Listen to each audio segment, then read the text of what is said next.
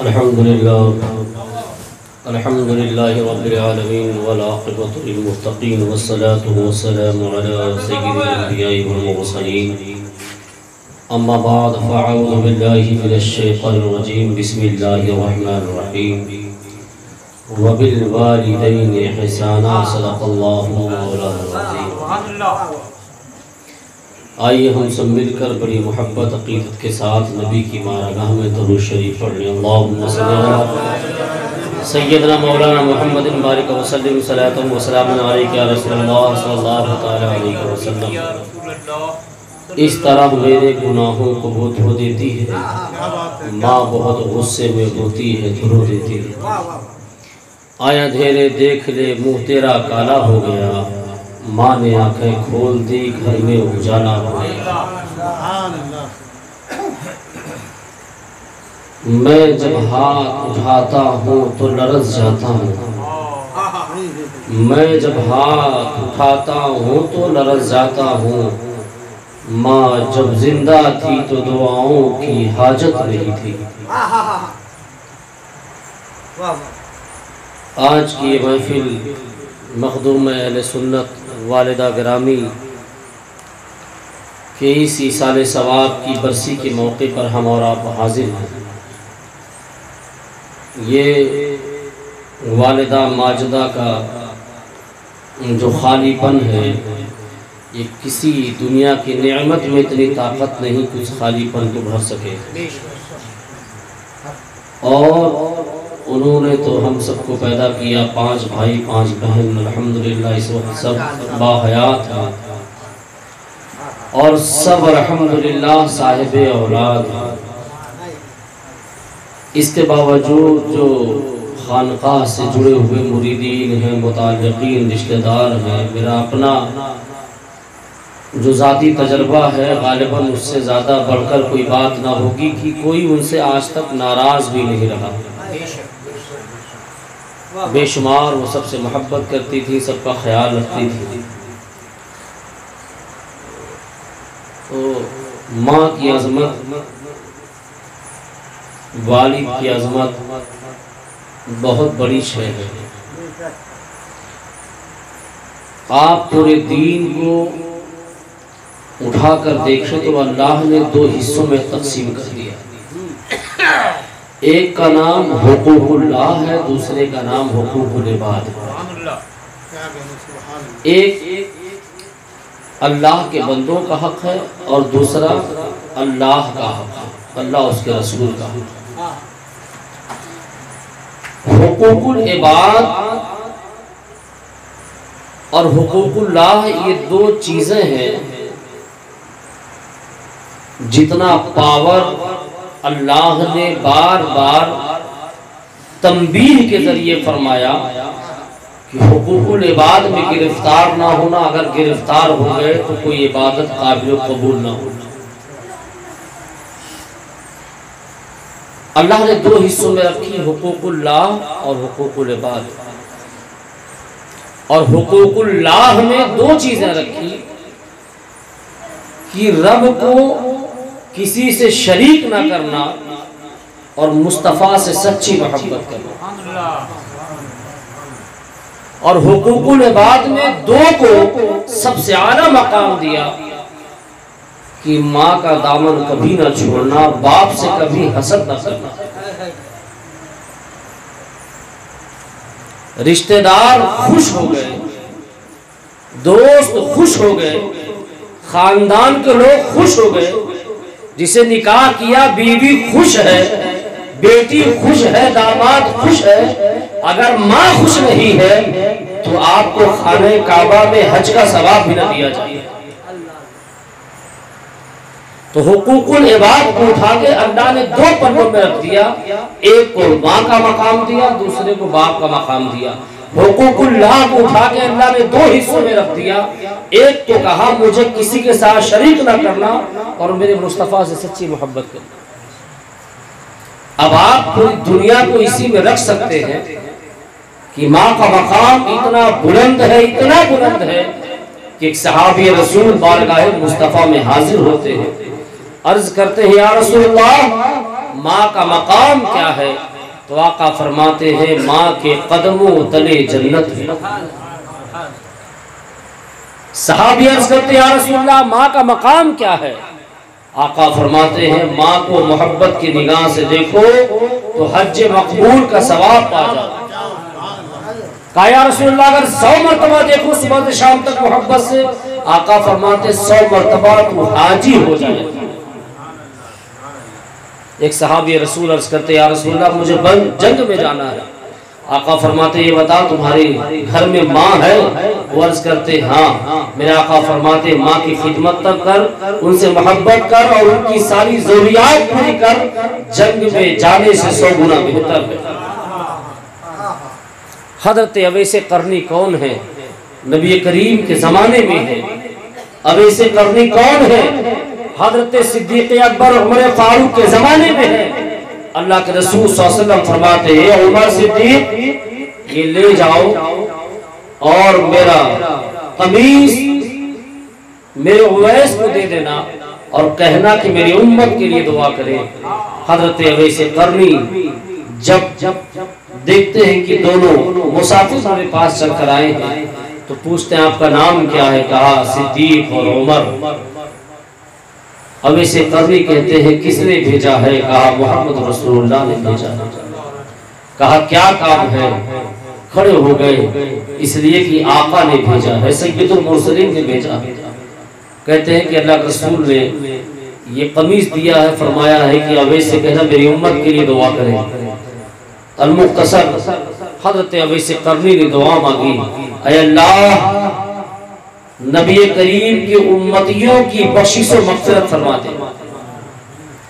तो अल्लाह ने आवाज दी, आवाज रहमान आती है, ए उवैस मैंने मुस्तफा जाने रहमत की आधी उम्मत को बख्श दिया है, आधी उम्मत को बख्श दिया है। मकामे महबूबियत हर किसी को हासिल नहीं होती। मकामे महबूबियत, मकामे कुतबियत, मकामे विलायत, मकामे अब्दालियत, मकामे महबूबियत सबसे आला मकाम है। इसलिए हर कोई रब का महबूब नहीं है। अल्लाह ने जिसे महबूब करार दिया वो जमाने में महबूब हुआ सबका। महबूब इलाही निजामुद्दीन देहलवी, महबूब बाकर, महबूब बाका बिल्ला, महबूब सैयदुल मुरसलीन, महबूब आप देखें कि बहुत कम ऐसे हैं जिन्हें महबूब कहा जाता है। तो हजरत अवैसे करनी जब दुआ करते हैं तो आवाज रहमान आती है, आधी उम्मत की बख्शिश व मग़फ़िरत हुई। सवाल पैदा होता है कि अवैसे करनी सहाबी भी नहीं है, नबी को देखा नहीं जाहिरी आंखों से, एक उम्मती है। अगर पीर कहे मुरीद से कि मेरी उम्मत मेरे मुरीदों के लिए दुआ करो वो जन्नती हो जाए, तो आप सोचो उस पीर की निगाह में उस मुरीद का मकाम क्या होगा, उस मुरीद का मकाम क्या होगा। तो जब सैयदुल मुरसलीन खुद फरमाए अपनी उम्मती से अवैसे करनी से, अवैसे करनी मेरी उम्मत के लिए दुआ करो, और अवैसे करनी कर दे, तो आप सोचो अवैसे करनी का मकाम क्या होगा। उनके मकाम का अंदाजा लगाइए। ए अवैसे करनी आप न सहाबी हैं, न नबी हैं, न नबी के आप खलीफा हैं, न उनके दौर में हैं, न आप खलीफतुल मुस्लिमीन में शुमार होते हैं, ना आप शेखुल मशाइख में शुमार होते हैं, ना शेखैन में, ना आशिक में, बशरा में है। ये अवैसे करनी ये मकाम आपको कहाँ से मिला? तो अवैसे करनी कहते हैं मकाम मेरा नहीं है, न मेरी इबादत का नतीजा है, न मेरे ज़ुहद व इत्तिका का नतीजा है। अगर ये मकाम अल्लाह ने मुझे दिया है तो मेरी माँ की खिदमत और मोहब्बत की बदौलत दिया है। माँ का मकाम बहुत बुलंद होता है। माँ का मकाम इतना बुलंद है कि एक सहाबी रसूल आते अर्ज़ करते हैं या रसूलल्लाह मैं अपनी माँ से मोहब्बत करता हूँ। मेरे आका ने फरमाया तू चलता फिरता जन्नती।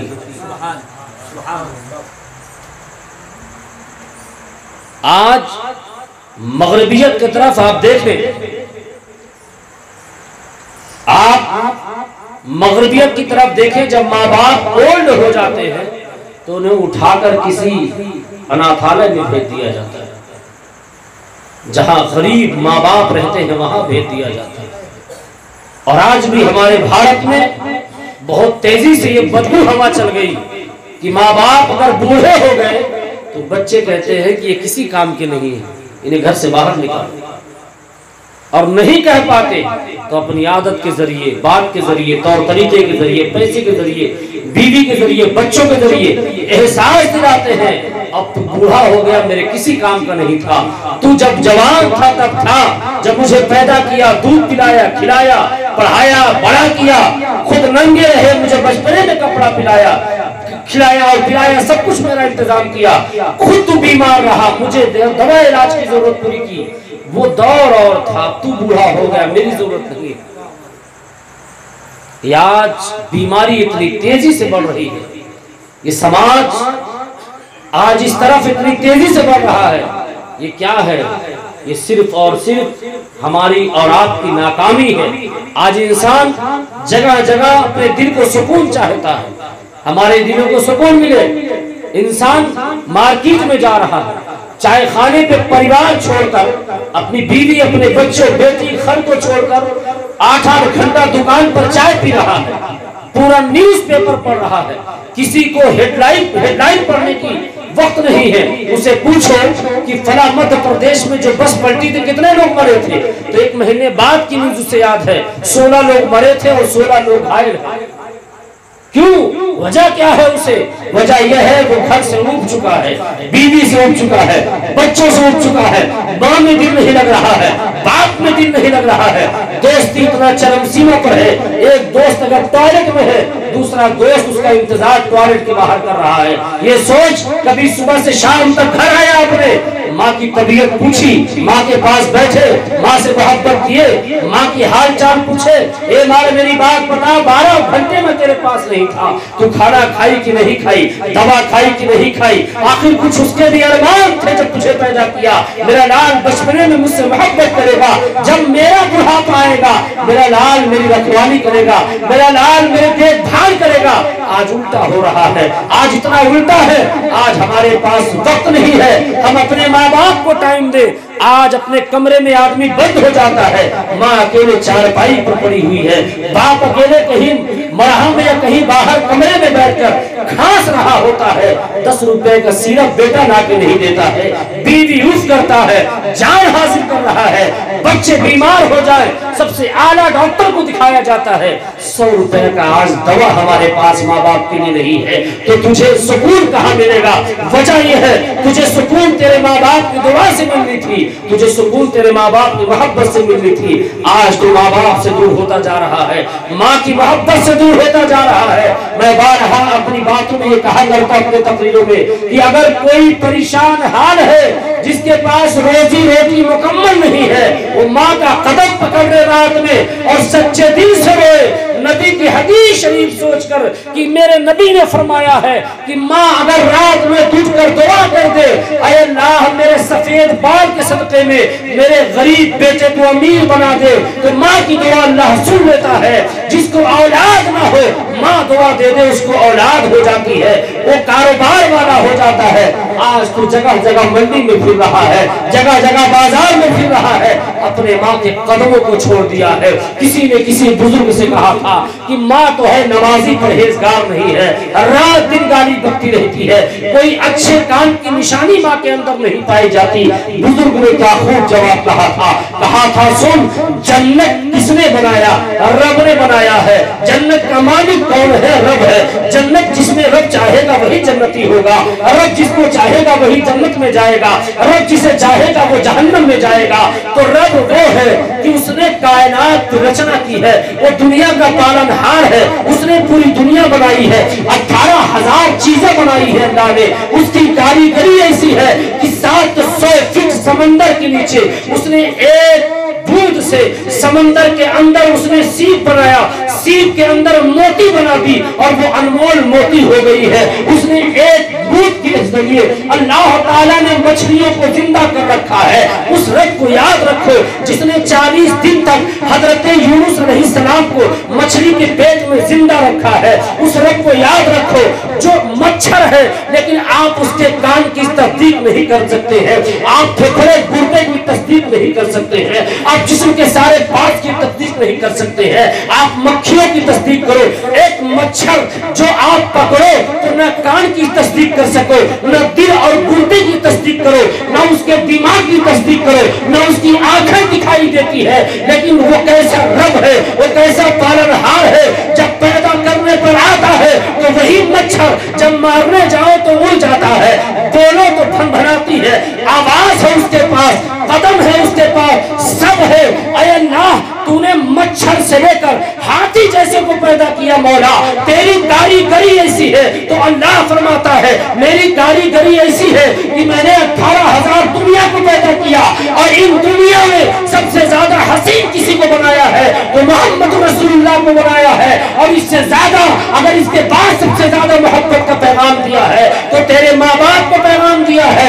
वो जो 18,000 को पैदा किया, वो जो जन्नत और दोज़ख को पैदा किया, वो जो एक बेहतरीन मछलियों को पैदा करता है जिसका वजन 200 किलो से ज्यादा हो, 500 किलो से ज्यादा हो। मैंने यहाँ तक पढ़ा है कि 1-1 लाख किलो वजन की मछलियां पाई जाती हैं। और एक वाकया आपने सुना होगा, एक बादशाह को हुक्म दिया गया, बादशाह ने कहा मैं दुनिया का सबसे बड़ा बादशाह हूँ, अल्लाह के सब बंदों को खाना खिला सकता हूँ। उसने लाखों करोड़ों डेग बनाए, लेकिन एक समंदर के अंदर से एक मछली आती है और पूरा डेग खा जाती है, तांबा पीतल के साथ पेट में ले लेती है। आवाज दिया उस बादशाह ने, एक मछली मेरा पूरा खाना खा गई और मैं पूरी दुनिया को खिलाने वाला था। आवाज रहमान आती है कि सुन मेरे बंदे, मेरी मछली मेरी बारगाह में अभी शिकायत पेश की है। ए अल्लाह, मेरा वो तेरा वो कैसा बंदा है, पूरी दुनिया को दावत दिया था, तेरे एक मछली को पेट न भर सका तो पूरी दुनिया को क्या पेट भरेगा। वो वहदहु ला शरीक जो अमीर को गरीब बना दे, गरीब को अमीर बना दे, नातवा को अल्लाह तबारक व तआला बेकस और नातवा को मौला ताला कामयाब कामरान कर दे। अल्लाह तबारक व तआला जानता है कौन जन्नत में जाएगा कौन दोज़ख में जाएगा, लेकिन इसके बावजूद अल्लाह फरमाता है जन्नत मैंने तेरे माँ की कदम में रख दी है। अगरचे माँ जन्नत, अगरचे माँ नमाजी नहीं है, अगरचे माँ परहेजगार नहीं है, अगरचे माँ गालियां बक रही है, लेकिन सोच अल्लाह की कारीगरी को, इसके बावजूद अल्लाह ने माँ के कदम में जन्नत रख दिया। माँ कितनी अजीम शय है, माँ कितनी अजीम शय है। बहुत लोग कहते हैं चिल्लाती क्यों हो, भौंकती क्यों हो। सुनो, मेरे आका की हदीस शरीफ है, मेरे आका जब मेराज की रात तशरीफ ले गए, हजरत जिब्राइल से कहा आवाज कैसी आ रही है, गधे जैसी आवाज कौन निकाल रहा है। तो जिब्रील ने कहा था या रसूलुल्लाह, ये वही लोग हैं जब दुनिया में जिंदा थे तो अपनी माँ को बुलंद आवाज से बात करते थे और माँ से चिल्लाते थे, तो अल्लाह को ये बात नापसंद लगी। मरने के बाद इन्हें गधे जैसा बना दिया है, गधे जैसी आवाज निकालते हैं। आप सोचो माँ का मकाम बहुत बुलंद होता है। मैंने पहले ही ये शेर पढ़ दिया है कि इस तरह मेरे गुनाहों को धो देती है, माँ बहुत गुस्से में होती है तो रो देती है, और इस तरह मेरे गुनाहों को धो देती है, माँ बहुत गुस्से में होती है तो रो देती है। आया धीरे देख ले मुंह तेरा काला हो गया, माँ ने आंखें खोल दी घर में उजाला हो गया। बहुत सारे पीर भाई रिश्तेदार हैं, आते हैं कहते हजरत मकान तो अल्लाह ने दिया, यहाँ से वहाँ तक लाइटिंग रहती है, लेकिन घर में वो पहला जैसे रौनक नहीं है। तो मुझे इस पर खामोश रहना पड़ता है। मैं समझता हूँ मोहम्मद इस्माइल कादरी, मोहम्मद इस्राफिल कादरी, मौलाना मुफ्ती मोहम्मद इंतखाब आलम कादरी, मोहम्मद अख्तर कादरी, इन चारों से भी कोई पूछता होगा तो ये सब खामोश है, इसलिए ये सच्चाई है कि माँ जब रहती है तो किसी बादशाह से कम नहीं है। माँ जब है तो औलाद को किसी चीज की जरूरत होती है तो उसे पता है मेरी माँ दुआ करेगी। और बहुत सारे जिंदगी में ऐसे मामलात होते हैं कि इंसान नारे तकबीर, नारे रिसालत, नारे रिसालत, अज़मते वालिदैन, नारे तकबीर, नारे रिसालत। बहुत सारे मामलात इंसान के ऐसे होते हैं जब वो बीवी से कैसा है, न किसी दोस्त से कह सकता है, वो अपनी माँ से अपनी बातें कहता है। तो इसीलिए बहुत अजीम दौलत होती है। जिसके पास माँ है वो बहुत किस्मत का धनी है। अल्लाह माँ बाप से मोहब्बत करने की तौफीक अता फरमाए। इसलिए कि जब तक बेटा घर नहीं आता माँ हमेशा दुआ करती रहती है। इसलिए कि माँ रखवाली होती है, माँ पनाह गाह होती है, पनाह देती है। एक फलदार दरख्त, सायादार दरख्त तरीके से होती है। इंसान ये समझता है कि मई जून का महीना है, मैं फला जगह जा रहा हूँ, कहीं मुझे साया न मिलेगा, लेकिन फला जगह आम का पेड़ है, मैं वहाँ बैठकर 1 घंटा आराम करूँगा। दोस्त साथ छोड़ देते हैं, रिश्तेदार साथ छोड़ देते हैं, बीवी बच्चे साथ छोड़ देते हैं, उसे ये सुकून होता है मेरे माँ बाप है जो मेरा साथ दे। तो अल्लाह ताला सबको माँ से सच्ची मोहब्बत करने की तौफीक अता फरमाए। माँ बहुत अजीम दौलत होती है। माँ इतनी अजीम दौलत होती है कि माँ अगर दुआ कर देती है तो अल्लाह ताला हजरत मूसा से बात करने लगता है। माँ के गले में रब बोलता है, माँ के सीने में रब बसता है। माँ जितनी बार आवाज निकालती है रब की आवाज होती है। माँ जितने कदम चलती है जन्नत उसके साथ चलती है। माँ अगर किसी कम नसीब के लिए दुआ कर दे तो अल्लाह उस कम नसीब वाले का मुकद्दर चमका देता है। माँ से मोहब्बत करो। जिनके पास माएँ हैं वो माँ के कदम में बैठा करें। पूरी दुनिया में कहीं इतना दिल को सुकून न मिलेगा जो माँ के चरणों में, माँ के कदमों में मिलेगा। इसलिए कि जन्नत में किसको आराम ना होगा। जन्नती को न ब्लड प्रेशर होगा, न हार्ट होगा, न सर का दर्द होगा, न जमाने की चिंता होगी। तो माँ के कदम के नीचे जन्नत है। माँ के कदम से लिपट जाओ गोया जन्नत से लिपट जाओ। माँ से मोहब्बत रखो मेरे भाइयों। माँ को छिड़का ना करो। माँ से मेरे नबी ने इतनी मोहब्बत की है, इतनी मोहब्बत की है, इतनी मोहब्बत की है कि मेरे आका की उम्र पाक 4 या 5 बरस की है। मेरे आका मदीना शरीफ माँ के साथ गए और वापस जब आने लगे तो आका करीम की माँ हजरत आमिना को बुखार हो गया और एक दाया भी है, एक गुलाम भी है। जब मेरे आका की माँ को हजरत आमिना को बुखार हो गया तो आका करीम ने देखा कि मेरी माँ की पूरा, मेरे माँ का बदन गर्म है। आका की उम्र 5 बरस है, पूरी बदन गर्म है। दाया कहती है कि परेशान क्यों हो मोहम्मद। मेरे आका रोने लगे। इतना बुखार है, इतना तेज का कि पूरी बदन गर्म। मेरे आका फरमाते मेरी माँ बदन गर्म है। मेरे आका करीम सल्लल्लाहु तआला अलैहि वसल्लम ने अपने माँ का दाहिना हाथ अपने हाथ में लिया। उम्र 5 साल, बाप भी नहीं है। हज़रत अब्दुल्ला जब आका पेट में थे तभी इंतकाल कर गए। माँ को पता है कि अब मैं बचूंगी नहीं, मेरे जागने का वक्त है। तो माँ ने जब अपने शहजादे का, आका करीम का हाथ पकड़ा तो माँ ने अपने सीने पर रख लिया और जब सीने पर रखा तो मेरे आका करीम ने चेहरे पर हाथ मलना शुरू किया। मेरे आका अपनी माँ के बदन से लिपट जाते हैं। और जब मेरी आका करीम की वालिदा माजिदा दुनिया से चली गई, जब आपका विसाले बाकमाल होता है तो मेरे आका जब चीख चीख कर रोने लगे तो दाया खामोश कराती है, कहती है मेरे आका आपको रोने की जरूरत नहीं है। मेरे आका 5 साल के हैं, इरशाद फरमाते हैं, फरमाते मेरी माँ बोलती क्यों नहीं है, ये खामोश क्यों।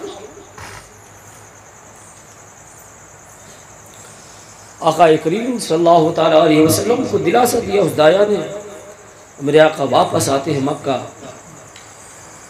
मक्का जब वापस आए तो मेरे आका 5 साल की अब उम्र 55 साल की है। 55 साल की उम्र है। मेरे आका मस्जिद नबवी में है, नमाज इशा का वक्त है। मेरे आका अपने हुजरे से जब चादर को हटाए पर्दे को तो सिद्दीक़ अकबर, उमर फारूक, मौला अली, उस्मान गनी, बहुत सारे सहाबी, हज़ारों सहाबी इंतज़ार कर रहे हैं। मेरे आका आएंगे, नमाज इशा पढ़ाएंगे। तो मेरे आका देख कर खड़े हो जाते हैं, पर्दा हटाया, खड़े हो गए अंदर से। कहते हैं मेरी माँ काश अगर तू आज जिंदा होती, मेरे बाप काश अगर आप जिंदा होते तो ये देखते कि आपके मोहम्मद को अल्लाह ने वो इज्जत बख्शी है कि सारे सहाबा मेरा इंतजार कर रहे हैं।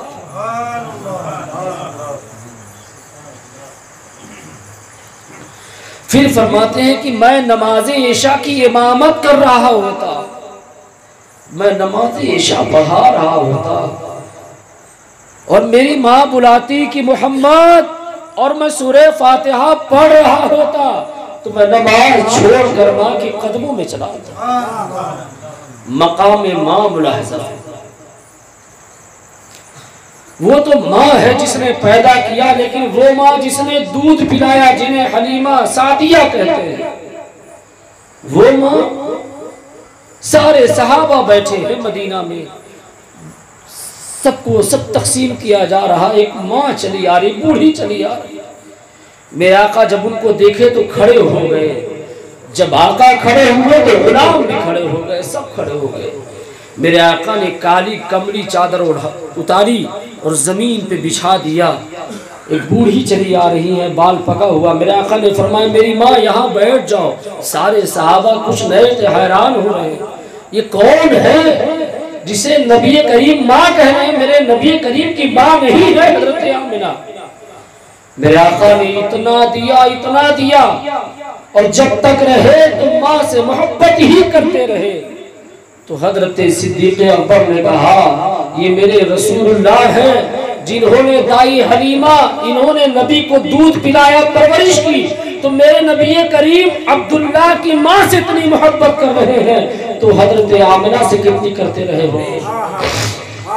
तो जब मेरे आका ने उनसे मोहब्बत की है तो हमें भी अपनी माँ से मोहब्बत करने की ज़रूरत है। हमें अपनी चाची से मोहब्बत करने की ज़रूरत है, अपनी खालाओं से मोहब्बत करने की ज़रूरत है, अपने रिश्ते को मजबूत बनाने की ज़रूरत है। आज इंसान चंद पैसे में अपने ख़ानदान के रिश्ते को भूल जाता है, ननिहाल के रिश्ते को भूल जाता है, खालाजाद के रिश्ते को भूल जाता है। मेरे आका की हदीस बबागे दुहन ऐलान करती है, माँ नहीं है तो खाला से ऐसी मोहब्बत करो जैसे माँ से मोहब्बत की जाती है। बहुत सारे इस तरीके से मामलात हैं। अल्लाह हमें आपको माँ बाप से मोहब्बत करने की तौफीक अता फरमाए, सबों को माँ की इज्जत करने की तौफीक अता फरमाए। माँ के कदमों तले जन्नत है। अल्लाह ताला इन कलिमात सहिया को अपनी बारगाह मौला कबूल फरमा ले। अल्लाह मुझसे जो भी कसदन या जानबूझ कर या कोई भी ऐसे जुमले निकले हो मौला ताला उससे मैं ताइब होता हूँ। मौला की बारगाह में दुआ है परवरदिगार वालिदा माजिदा मखदूम अहले सुन्नत को मौला बरीक़ रहमत अता फरमाए, करवट जन्नत की बहार नसीब अता फरमाए। उनके सदक़ा व तुफ़ैल अल्लाह हम सबको सही दीन की समझ अता फरमा दे। उनके सदक़े में अल्लाह हमें सच बोलने की तौफ़ीक़ अता फरमाए। उनके सदक़े तुफ़ैल अल्लाह इज़्ज़त व आबरू में बेशुमार बरकतें अता फरमाए। इसलिए कि खानक़ाह में जो आज चमन है ये सिर्फ दोनों लोगों की सदक़े में है, सरकार सूफी मिल्लत की और हमारी वालिदा माजिदा की।